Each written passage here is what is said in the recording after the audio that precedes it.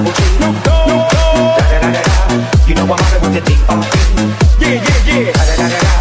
It's the one and only Digo double G. Da da da da da. You know I'm hopping with the D.R.E.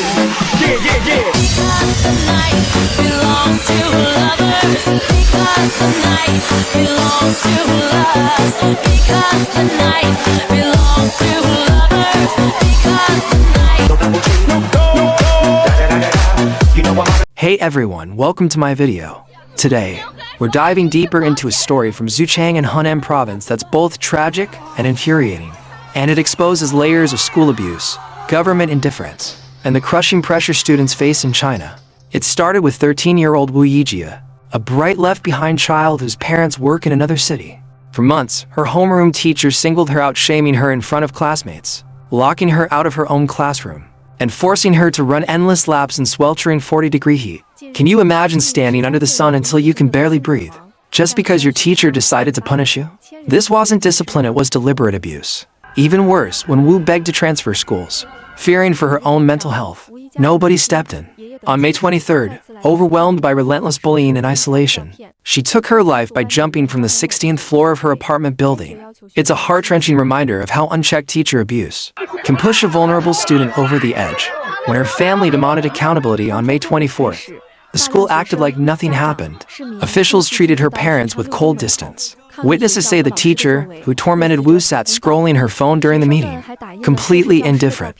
That same night, dozens of classmates and parents gathered outside the school, sobbing and shouting for justice. They plastered flyers of Wu's face on the walls, hoping anyone, would listen. By the morning of May 25th, the protest had grown. More than 1,000 students, parents, and local residents stormed the gates. They spray-painted slogans like "Blood debt must be repaid," smashed windows, and set off firecrackers. Their anger wasn't random vandalism, it was a raw display of grief and rage at a school administration that refused to protect its own children. This eruption of violence shows just how fractured the relationship is between students and the administration. When all peaceful channels are shut down, top-scoring teenagers feel they have no choice but to take desperate measures. And behind their fury lies a deeper crisis. Many students are already battling anxiety, depression, and even thoughts of self-harm because of impossible academic pressure. China has one of the highest youth suicide rates in the world, and cases like Wu's remind us why. Later that day, riot police and special forces arrived. They pepper-sprayed protesting students, beat back the crowds, and arrested at least 5 teenagers. The streets around the school were cordoned off, and police vehicles formed a blockade that didn't budge until late at night. Instead of protecting students, the authorities treated them like criminals. This heavy-handed response underscores a wider pattern of government suppression. Whenever citizens dare to speak out, whether about education, corruption, or basic human rights. On May 26th, under intense pressure, Wu's father released a forced-tone video saying the investigation was complete and asking netizens to cease commentary. But online, students continued to flood her social media with messages: "We'll keep fighting for you. Rest in peace, Wu, we won't forget." Their outpouring of emotion shows the solidarity among young people determined to demand change.